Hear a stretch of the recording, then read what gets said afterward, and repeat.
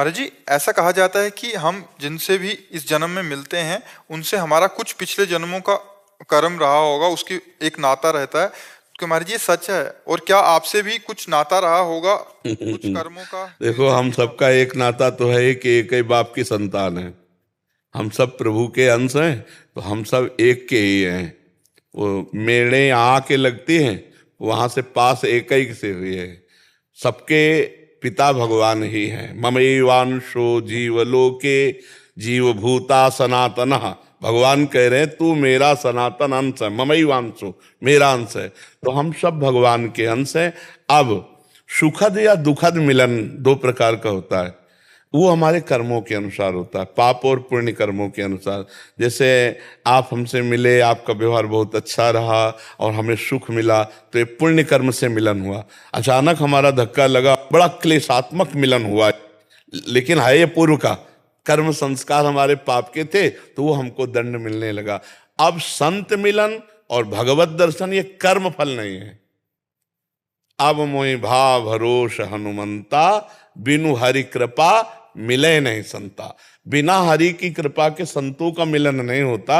अगर भगवत प्रेमी महात्माओं का मिलन हो रहा है तो इसमें सिर्फ भगवान की कृपा है। जैसे मनुष्य शरीर मिलना भगवान की कृपा, ऐसे संत समागम मिलना भगवान की कृपा, वृंदावन आना भगवान की कृपा, बिहारी बिहारिंजू के दर्शन करना, ये सब कृपा से है। एक डिपार्टमेंट कृपा का है और एक कर्म का है। कर्म दो प्रकार के होते हैं, पुण्य और पाप। उनका शुभ और अशुभ, सुख और दुख परिणाम होता है। लेकिन ये जो भागवतिक है, ये सिर्फ कृपा से होता है। इस मिलान को हम कर्म से न जोड़े, ये कृपा से मिलना होता है जी। हास भाई जी गुजरात से। राधे राधे महाराज जी, आपके चरणों में कोटि कोटि प्रणाम। महाराज जी, मैं 1.5 साल से आपके एकांतिक वार्तालाप और सत्संग सुनते आ रही हूँ। आपके कहे अनुसार मैं नाम जप भी करती हूँ, मुझे बहुत आनंद भी मिलता है। महाराज जी, मेरा प्रश्न यही है कि एकांतिक वार्तालाप में कभी कभी पूज्य संत जनों का आगमन होता है, आपसे बोलते हैं कि ईश्वर की प्राप्ति बहुत ही कठिन है, नाम जब छूट जाता है, उनके जो प्रश्न होते हैं, स्मरण नहीं हो रहा। महाराज जी, संतों की इतनी कठिनता जब ये बताते हैं, तो ईश्वर प्राप्ति महाराज जी कठिन है या सरल है? कृपया इस पे। सरल है। ईश्वर प्राप्ति जैसा सरल कोई मार्ग नहीं है, पर कठिन कहाँ है ये बात समझना है। जननी जनक बंधु सुत दारा, तन धन धाम सुहृद परिवारा, सबकी ममता ताग बटोरी, मम पद मनई बांध बरडोरी। सरल ईश्वर प्राप्ति। अब ये समेटने में कठिन है संसार का प्यार। अब मान लो हम बाबा जी बन गए, घर परिवार छोड़ दिया, लेकिन अंदर प्यार है। अंदर के प्यार को कोई जानता है? नहीं जानता। तो आशा मन में जब तक शरीर की है, शरीर संबंधियों की है, तो तब तक दुख रहता है, तब तक बंधन रहता है। और जब आशा एक राम जी से दूजी आशा छोड़ दे, नाता एक राम जी से दूजा नाता तोड़ दे, तो बहुत सरल है भगवत प्राप्ति। और अगर किसी शरीर संबंध का, अच्छा देखो, जैसा पुत्र से मोह वैसे शिष्यों से मोह हो जाता है। फंस तो वैसे ही, फंसाओ तो वैसे ही है, चाहे घुमा के पकड़ो चाहे ऐसे पकड़ो, बात तो एक ही आ गई। जो राग रहित है निरंतर भजन होगा, चाहे गृहस्थ हो चाहे विरक्त। और जो राग युक्त है, चाहे गृहस्थ हो चाहे विरक्त हो, भजन नहीं होगा। भजन नहीं होगा तो फिर प्रपंच ही होगा, फिर प्रपंच होगा। नाना प्रकार का राग परेशान करता है। तो जरूरी नहीं है कि वेश बदल लेने पर भजन ही होगा, जरूरी नहीं है। उद्देश्य तुम्हारा पक्का है तो चाहे भेष बदलो चाहे ना बदलो, भजन पक्का होगा। जैसे आप कह रहे कि भजन हो रहा है, हमें आनंद आ रहा है, अब यही आनंद गाढ़ होता चला गया तो भगवान की प्राप्ति हो जाएगी। अगर व्यवहार में फंस गया, प्रपंच में फंस गया, तो फिर भजन नहीं, भजन नहीं तो भेष मात्र से थोड़ी शांति मिलती। शांति तो भजन से मिलती है। बारी मथे घृत होए बरु, सिकताते बरु तेल, और बिनु हरि भजन न भवतरी, या सिद्धांत पेल। तो ये बात नहीं है कि कोई बाबा जी बना है तो भगवान ही का भजन कर रहा है। और जिसका उद्देश्य केवल है भगवत प्राप्ति, उसका भजन से मन हटेगा कैसे? जैसे आपका उद्देश्य हो जाए धन, तो आप ओवर टाइम भी काम करने में परेशान नहीं होंगे। ऐसे ही भजन का लक्ष्य होता तो रात रात भर जग कर भजन करना, दिन भर भजन करना, छोड़ा मिला खा लिया, नहीं रात दिन भजन कर, वो भगवान की प्राप्ति। भगवान की प्राप्ति सहज है, क्योंकि भगवान हमारे हैं, कोई और नहीं है। हम जब तक भगवान को अपना नहीं मानते, शरीर को अपना मानते हैं, शरीर संबंधियों को अपना मानते, तब तक भगवान की प्राप्ति अत्यंत कठिन है। भगवान को अपना मानने से भगवान की प्राप्ति बिल्कुल सरल है। मैं भगवान का, भगवान मेरे, जैसे मीरा जी कह रहे, मेरे तो गिरधर गोपाल दूसरो ना कोई। अब कोई संशय नहीं भगवत प्राप्ति में, और जब तक दूसरा कोई है तब तक भगवत प्राप्ति में बड़ी बाधा है, ये ध्यान रखिए। इसीलिए जो संत जन, और इसमें बात है कि जैसे आप 2, 4, 10 माला जप लिए तो आपको अच्छा लगा, आप भजन कर लिए, और एक भजनानंदी संत है, रात दिन भजन करने पर भी इतनी भजन की भूख है कि उनको लगता ही नहीं कि मेरे से वो भजन होता जो बड़े बड़े महापुरुषों से भजन हुआ, तो वो रोते हैं कि मेरा भजन बन जाए। उनकी अलग बात है, क्योंकि वो अंदर से इतना भजन में तन्मय है कि भजन की भूख बढ़ गई। जैसे प्रेम में प्रेम की भूख बढ़ जाए तो देखते हुए भी अनदेखा सा लगता है, मिले हुए भी अनमिल सा लगता है, ऐसा लगता है मैं इनसे कभी मिला ही नहीं, और ऐसा लगता है थोड़ी देर और रुके, अभी वो और रुके तो ऐसा लगता है थोड़ी देर और रुके। प्रेम में बिछो सहन नहीं होता। ऐसे ही भजन का जब रंग चढ़ता है तो भजन की इतनी भूख बढ़ जाती कि रात दिन भजन करने पर भी रोना आता है कि हमसे वो भजन नहीं होता जो भजन बड़े बड़े महापुरुषों ने किया, और भजन हो जाए, और भजन हो जाए। तो जो संत जन भजनानंदी ऐसा कहते हैं, ये उनके भजन की बहुत बड़ी भूख है। और जो शरीर राग, संसार राग में, तो फिर वो एक अलग मार्ग हो जाता है। और अच्छा, अपने लोग ऐसे हैं कि 2, 4 माला भजन हुआ तो अच्छा लगता है कि आज हमने 11 माला किया, बढ़िया। लेकिन संतों से पूछो तो वहां 11, 21 का चक्कर थोड़ी है, हर श्वास में भजन हो रहा है, फिर भी विरह सता रहा है भजन का, कि अभी वो भजन नहीं कि एक एक नाम में आंसू गिरे, रोमांच हो, भगवान सामने दिखाई दे। ऐसा कब भजन होगा? उनकी मांग और बढ़ती चली जाती है। तो इसलिए संतों में जो ये पीड़ा है वो भजन की भूख है, और अपने लोगों में जो आनंद है वो अभी आनंद कोश से है। अपने अंदर 5 कोश है, विज्ञान में कोश, मनोमय कोश, आनंद में कोश, अन्न में कोश, प्राण में कोश। तो ये आनंद में कोश है, आनंद स्रोत से नहीं है, जो आनंद सिंधु सुख राशि, अभी वो आनंद नहीं। वो आनंद जब आएगा तो आप कह नहीं पाएंगे कि बहुत आनंद है, कह नहीं पाएंगे बहुत आनंद है, क्योंकि अनिर्वचनीयम, वो आनंद अनिर्वचनीय, वो वाणी से नहीं कहा जा सकता। अभी आनंद कोश का आनंद है, आनंद सिंधु का आनंद नहीं। वो तब आएगा आनंद जब हम किसी भी विषय के सेवन की इच्छा ही उत्पन्न नहीं होने देंगे मन में। सकल कामनाहीन जे राम भगति रसलीन, निष्काम हृदय में भगवत प्रेम का, भगवत आनंद का उदय होता है। पर धन्यवाद है, थोड़ा भी भजन शुरू करे तो चल तो दिया भगवान की तरफ, कभी न कभी भगवान कृपा करके वो आनंद का भी मार्ग देंगे। जी। रेणु मित्तल जी दिल्ली से। राधे राधे महाराज जी। महाराज जी, जब हमसे कोई गलती हो जाती है पूजा में, तब हमें ये शंका होने लगती है कि कहीं भगवान हमसे रुष्ट ना हो, हमारे साथ कुछ गलत ना हो जाए। नहीं नहीं नहीं नहीं नहीं, पूजा से कभी कोई त्रुटि भी हो जाने पर कभी अमंगल नहीं होता।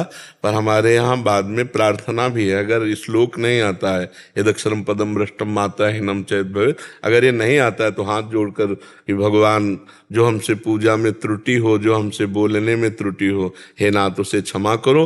और उसकी पूर्ति होती है नाम कीर्तन से। जो हम पूजा किया ना, अगर हम 5 मिनट नाम कीर्तन कर लें तो सब कुछ पूर्ण हो जाएगा। भगवान के नाम संकीर्तन से समस्त त्रुटियों की पूर्ति हो जाती है। तो हम जो नाम हमें प्रिय उस नाम का संकीर्तन कर लें। नाम संकीर्तन का बहुत बड़ा महामहिम स्वरूप है कि समस्त पापों का नाश, समस्त त्रुटियों का नाश। नाम संकीर्तनम यस्य सर्व पाप प्रणाशनम, समस्त पापों का नाश कर देता है। तो जब पूजा करो तो 5 मिनट से ही नाम संकीर्तन, राधा राधा राधा राधा, या जो नाम आपको प्रिय हो, हमारा तो राधा नाम प्राण प्रिय, जो नाम प्रिय उस नाम का संकीर्तन कर लो। और ये तो कभी कोई मत सोचना कि भगवान की सेवा में त्रुटि होने पर अमंगल हो सकता है, कभी नहीं। मंगल भवन भगवान चाहे भी तो अमंगल नहीं कर सकते। जैसे सूर्य भगवान से हम हंसी की भाषा में कहें कि तुम्हारी ताकत हो तो अंधेरा करके दिखा दो, तो जब तक सूर्य रहेंगे तो अंधेरा नहीं आ सकता। ऐसे भगवान का नाम मंगल भवन अमंगलहारी। अगर उनसे हम कहें भी कि तुम हमारा मंगल कर दो तो उनकी ताकत नहीं कि अमंगल कर दे, क्योंकि वो मंगल भवन है तो अमंगल कर ही नहीं सकते। जिनको गुस्सा के मारा उनको परम पद दे दिया जो बड़े बड़े मुनिजन याचना करते हैं। जो भगवान को जहर पिलाने जा रही पूतना, उसको भगवान ने वो गति दी जो माता यशोदा को गति मिलती है। तो अमंगल वो कैसे कर देंगे? हम तो उनकी पूजा कर रहे हैं, अगर हमसे त्रुटि हो गई तो हमारा मंगल कर देंगे। अरे जो उनको मारने गए उनका मंगल नहीं किया तो हमारा मंगल कैसे कर देंगे? हमारी भावना दृढ़ होनी चाहिए, भगवान कभी अमंगल नहीं कर सकते, वो मंगल भवन है। अजीत जी, फरूका। राधे राधे महाराज। राधे राधे महाराज जी। गुरुदेव, आपके चरणों में दंडवत प्रणाम। भगवान, अभी मैं कॉलेज में अध्ययन कर रहा हूँ। गुरुदेव, जब मैं मौन रहने का प्रयास करता हूँ तो आसपास के साथी समझते हैं कि मैं डिप्रेशन। नहीं, मौन नहीं रहना चाहिए। विद्यार्थी या जो गृह कार्य या जो राज कार्य में है, विचार मौन रहना चाहिए। एक होता है जड़ मौन, बोलेंगे ही नहीं, ये नहीं चलेगा। विचार मौन, ये जो बात पूछ रहे हैं हमको उत्तर देना चाहिए कि नहीं देना चाहिए। नहीं देना चाहिए तो हम नहीं बोलेंगे। अगर देना चाहिए तो उचित शब्दों में, हितकारी शब्दों में, मृदु शब्दों में हम चयन करके शब्दों को देंगे। और दूसरा, हमें डिप्रेशन में समझे तो क्या फर्क पड़ता है? दूसरा हमको नीच कहे या महान कहे, उसके कहने से क्या होता है? हम जो है वही सब है ना। हाँ, नाम जप करो और विचार मौन रहो। विचार मौन का मतलब होता है आवश्यक है तो उत्तर देंगे, अनावश्यक बातें हम नहीं करेंगे। तो आपका जीवन, विद्यार्थी जीवन भी और भागवतिक जीवन भी, दोनों अच्छा चलेंगे। हम धन्यवाद देते हैं कि आप इस नई अवस्था में अध्यात्म को लेकर के चल रहे हैं। हाँ, सच्चा मौन होता है मन का निसंकल्प हो जाना, मन में कोई संकल्प उदय ना होना। धीरे धीरे चलेगा। नाम जप करो और जब तक ब्याह ना हो तब तक ब्रह्मचर्य धारण करो।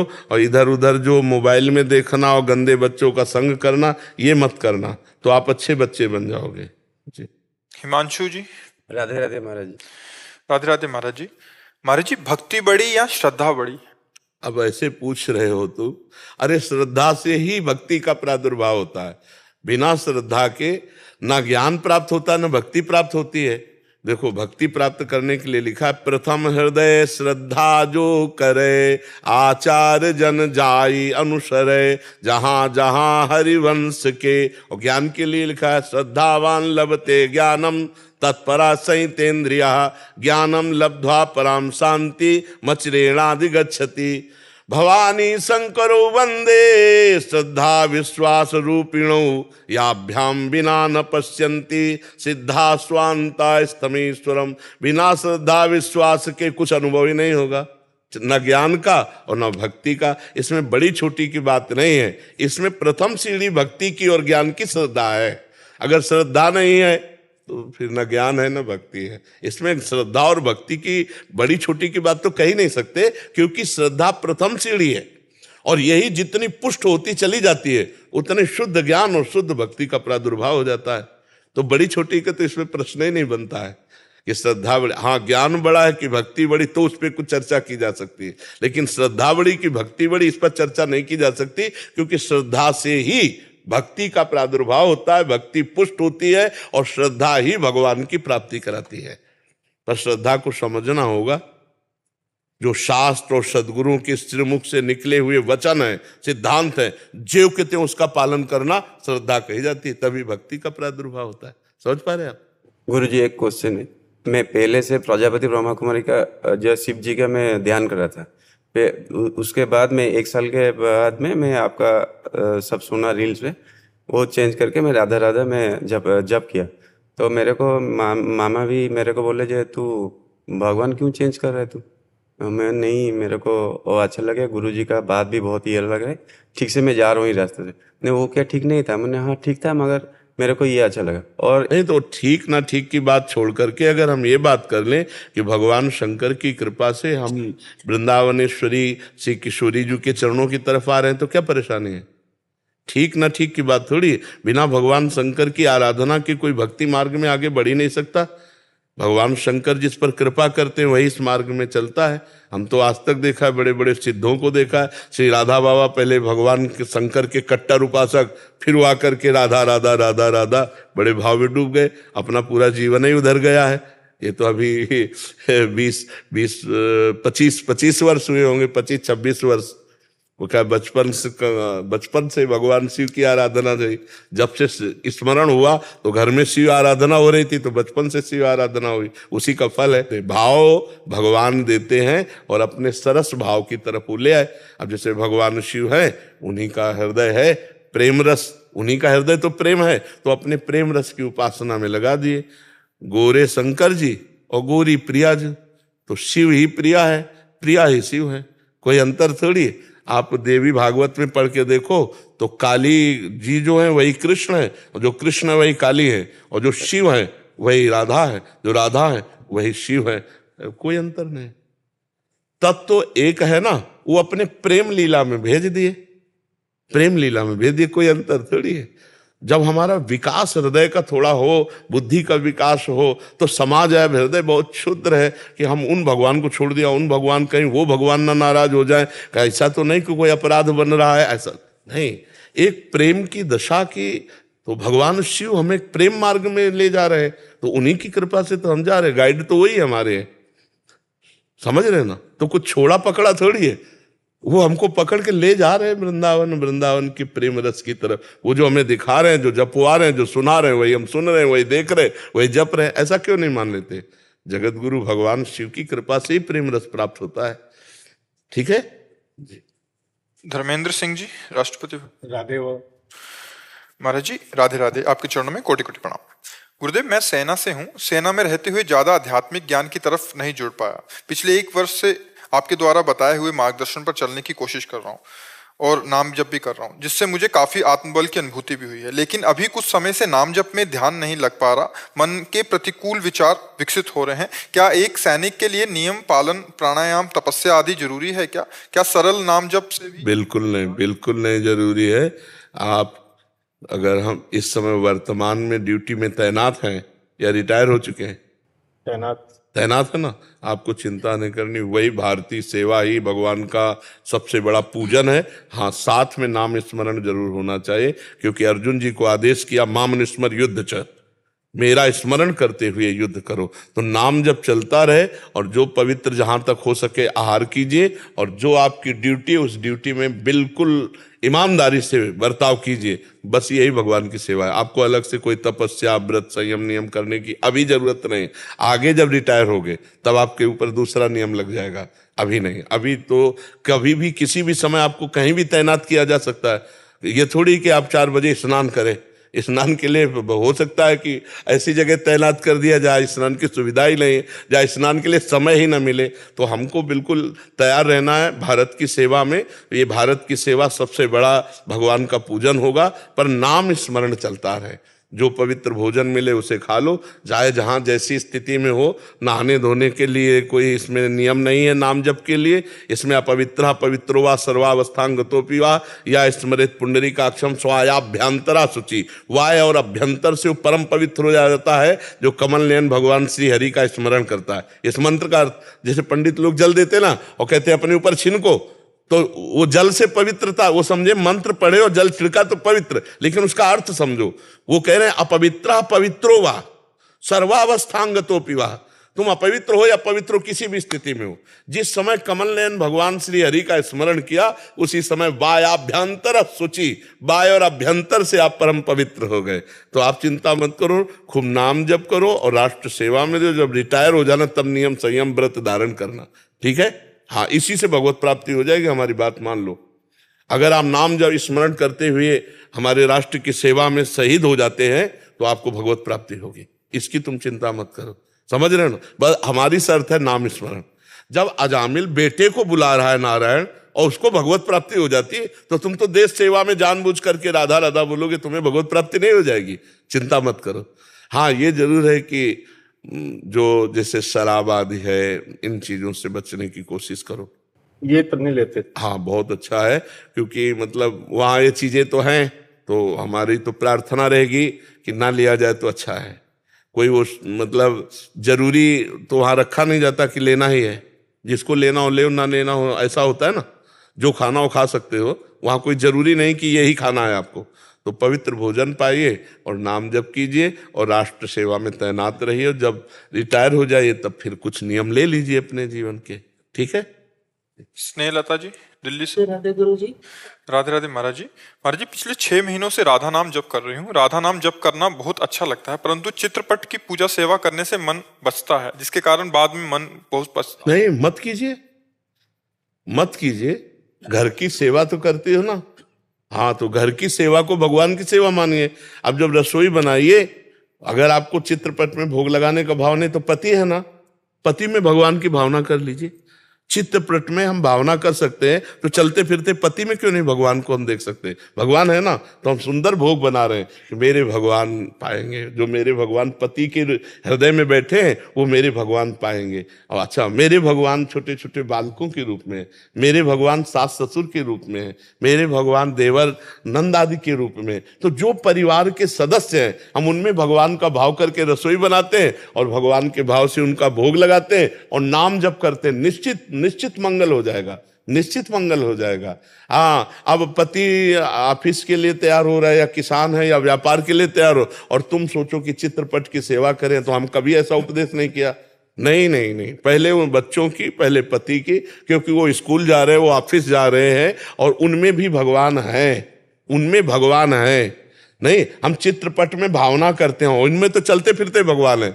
चित्रपट में भोग लगाएंगे तो भावना का भोग लगेगा, सब पदार्थ वापस हो जाएंगे, लेकिन पति रूप में भगवान का भोग लगाएंगे तो पाएंगे, वो पाते नजर आएंगे। तो ऐसी भावना से सेवा करो। हम बिल्कुल इस पक्ष में नहीं कि आप चित्रपट की सेवा करो ही। हाँ, अपने परिवार में भगवान की भावना करके उनको भोग लगाइए, उनके प्रति सद्भावना कीजिए, मृदु व्यवहार कीजिए, यही भगवान की पूजा और नाम जप कीजिए जी। निशा जी अमेरिका से। राधे राधे। श्री हरिवंश महाराज जी, आपके चरणों में कोटि कोटि प्रणाम। महाराज जी, मेरा प्रश्न है कि जब मैं मंत्र जप करती हूँ तो मैं यही प्रयास करती हूँ कि मंत्र के एक एक शब्द का ध्यान करते हुए जाप करूं, परंतु कभी कभी मन सांसारिक चीजों से उद्विग्न हो जाता है। उस समय मंत्र का ध्यान करना मुश्किल हो जाता है, तो मैं मन को श्री वृंदावन धाम की यादों में मानसिक परिक्रमा में लगाने का प्रयास करती हूँ। क्या महाराज जी, जब मन बहुत विचलित हो, मंत्र जाप करते समय सांसारिक चिंतन को रोकने के लिए वृंदावन धाम की मानसिक परिक्रमा आदि? बहुत बहुत सुंदर है, बहुत सुंदर है। और जब हमारा मन एकाग्र ना हो रहा हो तो भागवती क्षेत्रों में जहां एकाग्र हो, मान लो बिल्कुल मन शांत हो रहा है, मंत्र में नहीं लग रहा, पर मुझे जपना है, तो हम सत्संग चला लेते हैं। तो उससे अगर हमारा मन राजी है कि सत्संग सुनते हुए नाम जप करने में, अगर एकाग्रता पूर्वक लिखने में लग रहा था तो बहुत बढ़िया है, नहीं लग रहा तो हम हर पॉइंट में उसे फंसाएंगे। हाँ, मतलब कुछ ऐसे भागवतिक चिंतन के दृश्य रख लेते हैं अपने दिमाग में। यमुना जी हैं, राधा वल्लभ जी हैं, वृंदावन परिक्रमा मार्ग है, गिरिराज जी हैं, हम उनको यहाँ दौड़ाते हैं मन को और नाम जप शुरू रखते हैं, तो वो थोड़ी देर में फिर शांत हो जाएगा और फिर पकड़ लेगा। ऐसे बार बार अभ्यास करने से वो लंबा समय तक एकाग्र होकर अगर नाम में लगने लगा तो फिर परमात्मानंद की अनुभूति होने लगती है। ये बहुत ठीक है, बहुत ठीक है, जरूर ऐसा करना चाहिए जी। से जब भी कृष्ण नाम या श्याम सुंदर नाम सुनते हैं ना, तब एक छवि मन में आ जाती है, बट जब श्री जी का नाम सुनते हैं तो बहुत सारी छवि आती हैं। बट जब जैसे श्री जी के गुणों के बारे में सुना है आपसे, जैसे कृपालुता, सहजता, करुणामयी या सुंदरता, बट इन सब में अभी तक मेरे मन को कोई ऐसी छवि नहीं मिली जो उसे बच्चा सृष्टि में ऐसी कोई छवि बनी नहीं सकती जैसे हमारी श्री जी है, क्योंकि श्री जी का जो रंग है चिदानंद में, तो प्राकृतिक ऐसा कोई गोरा रंग है ही नहीं। जब हमारे आचार्य चरण कहते हैं देवलोक भूलोक रसातल शून्य कवि कुल मति डरिए, सहज माधुरी अंग अंग की कह कासो पट तरिए, देखो माई सुंदरता की सीमा। जो लालजू के हृदय में अपना इतना प्रभाव कर दे कि अधीन हो जाए, और लालजू जो हैं इतने सुंदर हैं, मुनिमन मोहन, मदन मन मोहन, विश्व मन मोहन और यहाँ तक कि स्वमन मन मोहन, ऐसे मोहन को जो मोह ले, वो मोहिनी प्रियाजू के रूप को कोई चित्रकारी कर सके, असंभव है। पर वो हैं सर्वत्र, इसलिए हर रूप उन्हीं का है, पर जो रूप नाम प्रकट करेगा वो चिदानंद रूप कागज में नहीं बनाया जा सकता। ऐसी कोई स्याही नहीं है और ऐसा कोई चित्रकार नहीं है, क्योंकि जिन महापुरुषों ने देखा वो कह रहे हैं तेरो रूप कहत नहीं आवे, जैसी हित हरिवंश कछुक जस गावे, सुनी मेरो बचन छबीली राधा, तै पायो रस सिंधु अगाधा। हे प्यारी जू, आपके रूप का वर्णन करना चाहता हूं, वो वर्णन करने में आ ही नहीं रहा, क्योंकि वाणी पार्थिव है, प्राकृतिक है, और आपका चिदानंदमय रूप है। तेरो रूप कहत नहीं आवे, तो फिर कैसे बनाया कैसे जा सकता है? ऐसी स्याही नहीं जैसे पियाजू के रूप की शोभा का वर्णन है। पीतारुण क्षयमनंत तडिल्लताभाम, पीत और अरुणिमा लिए हुए अनंत बिजलियों की सी कांति। अब एक बिजली प्राकृतिक अगर कागज में बनाई जाए तो भी नहीं बनाई जा सकती, क्योंकि वो तेज कागज में आएगा ही नहीं। और अनंत बिजलियों की कांति हमारी प्यारी जू की, और चिदानंद में, वो भी मृदु, वो भी आकर्षणकारी, कि लालजू महाराज मूर्छित हो जाते हैं प्रियाजू के रूप को देखकर। वेणु करान्नि पतिता स्खलितम शिखंडम, भ्रष्टम च पीत वसनम ब्रजराज सुनो, यस्या कटाक्ष सर्पात विमूर्छितस्य ताम राधिकाम परिचरामि कदा रसेन। ऐसी श्री जी को कैसे कोई चित्र में उतार सकता है? तो हम नाम जब करें, ये सब अभी मन का विलास है।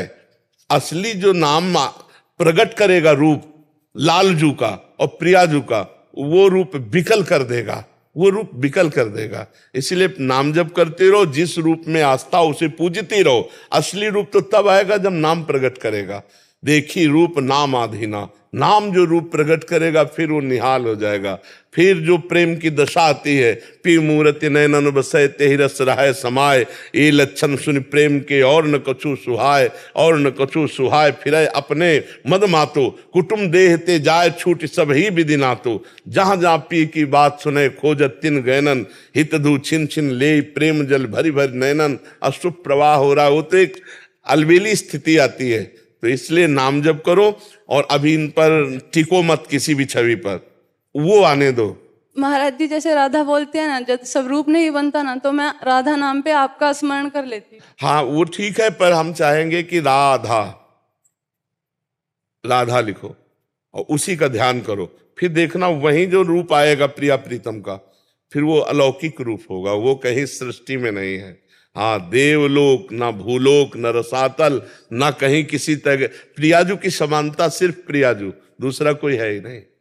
स्वामी हरिदास जी महाराज कहते हैं, देव नारी नाग नारी और नारी ना होए, औरते और कोई ऐसी है ही नहीं जिससे हम प्रियाजू की उपमा दे सके। जैसे भगवान श्री कृष्ण जैसा सुंदर केवल भगवान श्री कृष्ण ही है, ऐसे प्रियाजू जैसे सुंदर केवल प्रियाजू है। वृंदावन जैसा केवल वृंदावन, चिदानंद वृंदावन। तो इसलिए नाम से ही, उपासना से ही, आराधना से ही, और वो कृपा करें तब हमारे मानस पटल पर वो आएंगे। जेपी चौधरी जी मथुरा से। राधे राधे। राधे राधे महाराज जी। महाराज जी, सांब सदाशिव नाम एकमात्र सहारा है जीवन का। गोपेश्वर महादेव कृपा से वृंदावन महाराज का दर्शन हृदय नेत्र से देखने का सौभाग्य मेरे को कैसे प्राप्त होगा? एक उपाय है, नाम और लीला गायन। सिद्ध नाम बाणी जहां श्याम श्यामा तहां, नाम बाणी सुनत श्याम श्यामा निकट, नाम बाणी जहां है वहीं श्याम श्यामा है।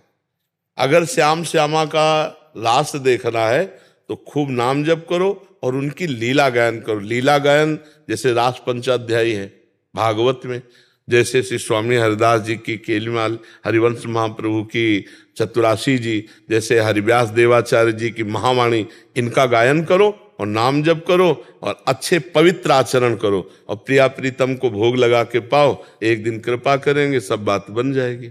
ठीक है, नाम बाणी चलना चाहिए। नाम बाणी नहीं तो फिर बात समझ में नहीं आएगी। खूब लीलाओं का गायन, नाम जप और पवित्र आचरण। आचरण पवित्र होना चाहिए। अगर आचरण पवित्र नहीं होंगे तो परमार्थ समझ में नहीं आएगा जी। और मुझे जब ध्यान करता हूँ ना, शाम सदाशिव का नाम जपता हूँ तो लिखा हुआ आ रहा है और केली कुंज आ जाता है। आप दिखाई देते हो, भोलेनाथ दिखाई देते हैं ध्यान में, ध्यान ली। अब वो किसका ध्यान रख रहे हैं बस ऐसे चलने दो, तुम जपते रहो। फिर आकर के जैसे चल रहा है ना, एक जगह टिक जाएगा। आप खुद देख लेना, चुपचाप चलते हो तुम। नहीं मेरी तरफ में आँख ही नहीं खोलते। तुमको इससे मतलब नहीं, तुम्हें केवल नाम जप करना है। अभी नाम जप केवल करते रहो, सब सिस्टम आगे बनता चला जाएगा। आप नाम जप पर ध्यान दो, अगर ऐसे ध्यान करोगे तो आप निराश हो जाओगे। आपका कार्य है नाम जप करना, आगे की बात भगवान जाने। चले मुझे मुझ पर बिल्कुल ध्यान नहीं देता, मुझ पर बस एक ही चिंतन रहता है, बस नाम जपता रहूंगा और भोले का ध्यान रखता। हाँ। और केली कुंज दिखाई देता है सब। बड़ी कृपा है जो केली कुंज दिखाई देता है, क्योंकि यहाँ निरंतर नाम कीर्तन होता रहता है, भगवत यश होता रहता है। का रूप देख करके तो गदगद हो गया मैं। सैकड़ों महात्मा यहाँ भजन कर रहे हैं, केली कुंज में सैकड़ों महात्मा भजन कर रहे हैं, रात दिन भजन हो रहा है। पर अच्छा, एक तो वृंदावन धाम, और उस पर भी रात दिन नाम कीर्तन भजन वाणी लीला गायन, प्रभु के चरित्रों की लीला गायन होते रहते, तो परम पवित्र स्थान है, और वृंदावन तो है ही है। फिर अच्छा, अपने लोग भगवान के समर्पित है, हम नहीं कह रहे कि हमारा ध्यान करना चाहिए, पर यदि आपको ध्यान होता है तो ये श्री जी का समर्पित है, ये श्री जी को समर्पित जीवन है, तो उन्हीं का ध्यान समझो। श्री जी की किसी वस्तु का ध्यान हो ना, तो श्री जी का ही ध्यान है। जैसे श्री जी के वस्त्र, श्री जी की नथ, श्री जी की पायल, श्री जी के चरण चिन्ह, किसी का भी ध्यान हो तो श्री जी का है। तो हम लोग श्री जी के आश्रित हैं, श्री जी को समर्पित वस्तु हैं। तो अगर ऐसे ध्यान होगा तो मानो वो श्री जी की तरफ ले जा रहा है, वो श्री जी की तरफ साधन बन जाएगा, श्री जी की तरफ ले जाने का। गुड़िया पूछ रही थी कि मुझे क्वेश्चन पूछना है, मुझे पता है, मुझे पता नहीं है। तो आप क्या क्वेश्चन पूछोगी? पंडित जी बोलते हैं कि सब चीज में भगवान जी होते हैं। हाँ, बोलते, बिल्कुल ठीक बात है, अच्छा बोलते हैं। पर हम लोग पीट करके भगवान जी की साइड पीट करके नहीं बैठ। ये कह रही है कि पंडित जी बोलते हैं भगवान की साइड पीट करके नहीं बैठना चाहिए, और मैं बोलती हूँ कि सब जगह भगवान होते हैं, दीवार में भी। हाँ हाँ, तो ये बात ध्यान रखने की, जब हम भगवान जी के सामने हैं तो उनकी पीठ नहीं करनी, जो भगवान का रूप है। इसमें हम सब, ये रूप भगवान के नहीं है, माया के, इनमें भगवान है। जैसे ये बिजली नहीं है, लेकिन ये चल बिजली से रहा है, ये बिजली नहीं है पर चल बिजली से रहा है। ऐसे ये रूप भगवान के नहीं, सब मिटेंगे, ये सब नष्ट होंगे, पर इनमें भगवान है, और वो रूप भगवान का होता है। जिसके सामने पीठ करके नहीं बैठना, वो श्री विग्रह रूप भगवान का होता है। आप समझ गए ना? जैसे रूप भगवान का है तो उसके सामने पीठ नहीं करना, ये रूप भगवान के नहीं है, ये रूप माया में है, इनमें भगवान विराजमान है, इनमें पावर रूप से भगवान विराजमान है, और वो तो साक्षात रूप भगवान का है। तो रूप भगवान के सामने हम पीठ करके नहीं बैठेंगे, ऐसे नहीं बैठेंगे, हम मुख करके उधर बैठेंगे। समझ में आ गई आपकी? एक छोटा सा माला इसको पहनाओ, बैठ जाओ, बैठ जाओ। महाराज जी, मैंने वो उसमें देखा था कि आप तो कब के अपना शरीर छोड़ चुके हैं, अब आपके में श्री कृष्ण है। और मैंने थोड़े दिन पहले सुबह 4 बजे नाम जप करते हुए कहा कि अगर श्री कृष्ण आप में है तो प्रभु मुझे दर्शन दें, और हफ्ते भर में मैं यहाँ आ गई। हाँ, भावना है, श्री कृष्ण तो सब में है। मत्ता परतरम नान्यत किंचिदस्ति धनंजय। देखो सखी, शास्त्रीय सिद्धांत, मत्ता परतरम नान्यत किंचिदस्ति धनंजय। हे धनंजय, कोई इतनी भी वस्तु ऐसी नहीं जिसमें भगवान ना हो। तो आप हमारे में भगवान मान रहे हो, बड़ी कृपा है, सब में भगवान है, भगवान तो है ही सब में, तो इससे कोई खास बात नहीं है। आपने प्रार्थना करी, वृंदावनेश्वरी ने कृपा करी, वृंदावन आ गए, आप दर्शन कर लिए, बढ़िया है। खूब नाम जप करो, खूब भाव से करो। हम में भगवान है जो है, वही आप में भी भगवान है, वही सब में भगवान है। कोई खास बात थोड़ी, खास बात है भगवान का भजन कौन कितना करता है। भगवान तो सब में है, लेकिन खास बात है कि भगवान का भजन कितना, भजन जहां है वही बात खास हो गई, नहीं सब में भगवान विराजमान। शैलेंद्र तोमर जी, अलीगढ़ से। जी, राधा राधा जब जैसे करते हैं तो एक मन एक तरफ अशांत होकर भागता है, और उसका कारण ये था, जैसे पहले हम शिव जी गणेश जी सबकी पूजा करते थे, और हमारी पूजा स्थान में वो विद्यमान है, अब भी विराजमान है। जब हम राधा कृष्ण जी की ही पूजा करते हैं, भोग लगाते हैं, जो भी करते हैं, मन में ये विचार आती है कहीं हम ये पाप तो नहीं कर रहे। नहीं, आप तो केवल पूजा करते थे, और हम तो दीवाने थे। बचपन से भगवान शंकर पार्वती की आराधना और संन्यास मार्ग, उन्होंने कृपा करके राधा कृष्ण चरणों में प्रीति दी। जहां पर कृपा न करे पुरारी, सो न पाओ मुनि भगत हमारी। भगवान शंकर ने आप पर कृपा की तो आपको ये सत्संग सुनाया और राधा कृष्ण की तरफ लगाया। अपराध नहीं, हमें भगवान शिव ने प्रिया प्रीतम की तरफ भेजा है, ऐसी भावना करो ना। और उन्हें की उनकी कृपा के बिना आप राधा बोल ही नहीं सकते। जहां पर कृपा न करे पुरारी सो न पा। भगवान श्री राम जी अयोध्या में अपनी पूरी प्रजा को बुलाया और हाथ जोड़कर कहा, औरो एक गुप्त मत सबई कहो कर जोर, शंकर भजन बिना नर भगत न पावे मोर। आपके ऊपर भगवान शिव कृपा किए तब आपको ये मार्ग दिए। अब ये नहीं सोचना कि कहीं अपराध नहीं बन रहा, कहीं भगवान शिव नाराज नहीं हो जाएंगे। अनन्य भगवान शिव के थे, अनन्य। मतलब आप तो गृहस्थी में बहुत से कार्य, हमारा तो रात दिन केवल एक ही भगवान शिव की आराधना। तब उन्होंने हमको वृंदावन भेजा, और जब वृंदावन में भेजा तो आज तक काशी नहीं गए। किस लिए? कि आपने जहां मुझे भेजा, हम तो जानते नहीं थे, हम जानते ही नहीं थे, हमको भेजा तो अब जहां पकड़ा दिया बस पकड़ लिया। और उनके आज भी अगर हम अचानक भाव में आएंगे तो पहले भगवान शिव सामने होंगे और फिर ये वृंदावन की लीला। आज भी वो नहीं छोड़े, उन्होंने जहां हमको लगाया वहां हम लग गए। अब जहां हमको समर्पित कर दिया, अब हम पातिव्रत धर्म की तरह अपने प्रिया प्रीतम को रिझाएं, अपने राधा कृष्ण के। आज भी महादेव जी का प्रसाद कोई हफ्ता निकलता होगा, नहीं तो विश्वनाथ जी का प्रसाद आता है। उनकी अपार कृपा, उन्हीं की कृपा से मुझे वृंदावन प्रिया प्रीतम मिले। तो आप ऐसा मत सोचिए कि अब अगर वो आराधना नहीं करते तो भगवान शिव नाराज हो जाएंगे। नहीं, उस आराधना का फल मिला है आपको प्रिया प्रीतम के चरणों में। कोई हम भूल थोड़ी गए हैं, ना भगवान शिव को ना अम्बा पार्वती को, तो उन्हीं की कृपा से मिलता है। ऐसा भाव समझना चाहिए। महाराज जी, आपके एकांतिक वार्तालाप में अच्छे और बुरे परमाणुओं के बारे में सुना है। गुरुदेव, मैं पुलिस विभाग में कार्यरत हूँ, वहाँ सभी प्रकार के लोगों से मिलना जुलना होता है। वो ऐसी जगह बैठना और खाना पड़ता है जहाँ नहीं बैठना चाहिए। जीवन में कई बार महसूस भी हुआ है कि बुरे परमाणु मुझ पर हावी हो रहे हैं। क्या ये बुरे परमाणु हमारे व्यवहार पर असर डालते हैं? अगर डालते हैं, बहुत जोर कर डालते हैं। को न कुसंगति पाए नसाई, रहे न नीच मते चतुराई। जो कुसंग के परमाणु हैं वो बहुत विपरीत भाव पैदा कर देते हैं। आपका स्वभाव नहीं है, लेकिन कुसंग का प्रभाव आपसे गलत करवा सकता है, गलत सोच करवा सकता है। हाँ, एक स्थिति होती जहां कुसंग का प्रभाव नहीं पड़ता। जो रहीम उत्तम प्रकृति का कर सकत कुसंग, चंदन विष व्यापत नहीं लपटे रहत भुजंग।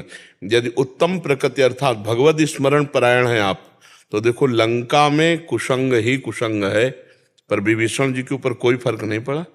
हनुमान जी भी लंका में प्रवेश कर रहे हैं, लेकिन कोई कुसंग का असर नहीं हुआ, क्योंकि हृदय में भगवान का चिंतन है। प्रविश्य नगर की जय सब काजा, हृदय राख कौशलपुर राजा। यदि भगवान का स्मरण चल रहा है तो फिर कुसंग का प्रभाव नहीं पड़ पाएगा। आप जो भोजन है वो अपनी थाली का उतना पवित्र होना चाहिए जो भगवान को अर्पित करने लायक हो। ऐसा पवित्र नहीं होना चाहिए कि भगवान को अर्पित ना कर सके। अपनी थाली का, हमारी थाली में आ गया वो हमारे लिए भगवान को अर्पित करने लायक। अब जैसे मांस आदि है, ये भगवान को अर्पित नहीं कर सकते। जो निषिद्ध पदार्थ हो भगवान को अर्पित नहीं किया जाता। पर बहुत से ऐसे नौकरी वाले भाईजनों के पास अव्यवस्था है कि उनको वही खाना पड़ेगा जो मिलेगा रसोई से। तो रसोई में प्याज लहसुन तो प्रायः पड़ता ही है। आपके पास भी यही समस्या होगी, प्याज लहसुन तो पड़ता ही है लगभग। 1 वर्ष से आपकी वीडियो सुनी है, उसके बाद छोड़ दिया है। पूरे परिवार जुड़ गया है, और बिल्कुल कहीं बाहर भी अगर खाना होता है तो पहले पूछते हैं, और नहीं तो फिर ऐसे ही चले जाते हैं फल खा के। नहीं, बहुत सुंदर, ये तो बहुत बड़ी तपस्या है, ये तो बहुत बड़ा धर्म की रक्षा के लिए व्रत है। बहुत भगवान की आपके ऊपर कृपा है, आप इस पे चलिए। और नाम जब अगर पकड़ लिए तो कोई भी परमाणु कुसंग का आपको परास्त नहीं कर सकता है, हमारी बात मान लीजिए। क्योंकि नाम जापक त्रिजटा लंका में रह रहे, नाम जापक माल्यवंत जी, नाम जापक विभीषण जी, कई महाभागवत हैं जो लंका में है। और मंदोदरी भी गुप्त रूप से महान भक्त है। वो रावण का पता नहीं कैसा सौभाग्य कि मंदोदरी जैसी पत्नी मिली। वो भगवान के प्रभाव को जानने वाली, भगवान के स्वभाव को जानने वाली, और रावण की पत्नी थी। अब आप विचार करो कि इतना भारी कुसंग और ऐसी स्थिति, रावण का भाई है विभीषण, और इतने जोर का महात्मा, कुसंग इतने जोर का और महात्मा इतने जोर का। तो हमें लगता है लंका जैसा कुसंग तो नहीं होगा वर्तमान में, क्योंकि वहां तो खुला मांस, व्यभिचार, मदिरा, ये सब, वहां नगर ही राक्षसों का है। तो वहां भी भक्ति हो सकती है, तो हमें लगता भक्ति हो सकती है। हम अपने आप को भगवान के स्मरण में तन्मय रखते हुए यदि हम किसी भी डिपार्टमेंट में कहीं भी हैं तो हमारी हानि होने वाली नहीं तो कुसंग का प्रभाव पड़ जाता है। कुसंग का प्रभाव बड़े बड़ों पर पड़ जाता है। अगर वो भगवत स्मरण से काटा ना गया तो उसका प्रभाव पड़ जाता है, परमाणुओं का असर होता है। तो जाके संग कुमति मति उपजय करत भजन में भंग, तजोरी मन हरि विमुखन कुसंग। इतने बड़े महात्मा भीष्म जी निर्णय नहीं दे पाए थे जब द्रौपदी का वस्त्र अपहरण हो रहा था और पूछ रही थी चीख करके। तो जब उपदेश कर रहे थे ना सरसैया में पड़े हुए, तो द्रौपदी जी बिहस रही थी। एक होता हंसना और बिहसना होता उपहास करना। तो ऐसे दृष्टि गई भीष्म पितामह जी, उनका बेटी उपहास क्यों कर रहे हो? बोले बहुत धर्म का निर्णय कर रहे हो इस समय। उस समय आपके वचन नहीं निकले थे जब मैं चीख चीख के कह रही थी मेरे वस्त्र उतारे जा रहे थे, क्या ये धर्म है? तो उनका बेटी उस समय मेरी बोलने की सामर्थ्य नहीं थी, क्योंकि पापी दुर्योधन का अन्न खाया था, उसके पक्ष में थे। आज 6 महीना बाण में पड़े हो गए, सब नष्ट हो गया। अब बुद्धि शुद्ध, जो प्रश्न करोगे उत्तर दे देंगे।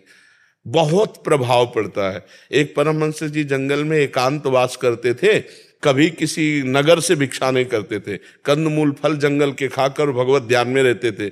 एक दिन राजा शिकार खेलने गया, उसने देखा उनको कंदमूल फल बिनते हुए, तो साष्टांग दंडवत किया और कहा महाराज एक दिन हमारे यहाँ भिक्षा पा लीजिए। उनका ने राजअन्न निषेध किया गया है विरक्तों को। फिर दंडवत महाराज। आखिरकार आप जैसे परमहंस महात्मा यदि गृहस्थों के घर नहीं जाएंगे तो उनका घर पावन कैसे होगा? शास्त्रीय विधान से उन्होंने विनय ठीक किया राजा ने, और वो भी हठ में थे कि राजअन्न नहीं पाना चाहिए, शास्त्रीय विधान है, पर विनय जोर कर गई और महात्मा जी उनके यहाँ भिक्षा पाने गए। बहुत अच्छा। अब राजा के यहाँ तो क्या महल में सब सुंदर सुंदर भोग पकवान पाए। अब भजन में रुचि नहीं, बस राजा का चिंतन, और ये आवे कि कब राजा आवे और निमंत्रण दे। अब वो कंदमूल फल, सूखे फल अच्छे लगेंगे क्या, जहां राजा के यहाँ सुंदर पेय पदार्थ, रस फलों का और खान पान की सब सामग्री। 2-3 दिन में राजा फिर आ गए। महाराज अब कहना नहीं पड़ा, मना नहीं किया, चल दिए।